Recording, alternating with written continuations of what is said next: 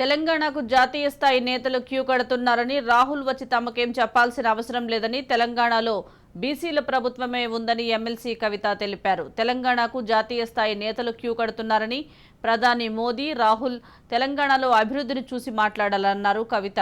తెలంగాణలో గత 10 ఏళ్లలో ఏ ఒక్క మత ఘర్షణలు జరగలేదని, తెలంగాణలో ప్రవేశపెట్టే పథకాలను కేంద్రం కాపీ కొడుతోందని, రాహుల్ గాంధీ కాదు ఎన్నికల గాంధీ అని కవిత ఎద్దేవా చేశారు. జరిగినప్పుడు కొన్ని హామీలు ఇచ్చారు.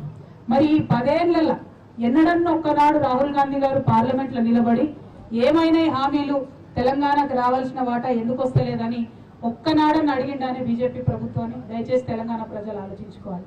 నిన్నగాక మొన్న నరేంద్ర మోడీ గారు పార్లమెంట్ లో నిలబడి తెలంగాణను అనేక మాటలు అంటుంటే తల్లి కొడుకు ఇద్దరు, సోనియమ్మ గారు రాహుల్ గాంధీ గారు ఇద్దరు పార్లమెంట్ లో ఉన్నారు, కానీ కనీసం లేచి ఒక్కసారి కూడా అభ్యంతరం చెప్పలేదు.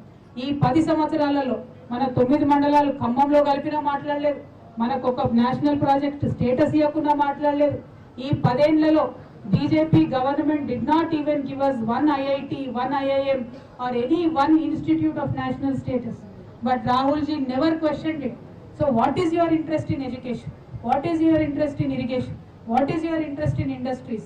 If you did not speak about Telangana's loss in the last 10 years, why are you even coming to campaign in Telangana? We want to question that to you today very straightforward and in a very direct manner. You did not help our students, you did not help our farmers, you did not help our growth story. You have no place in Telangana. That is why Mr. Rahul ji, we want to call you only Election Gandhi, not Rahul Gandhi. This does not suit you.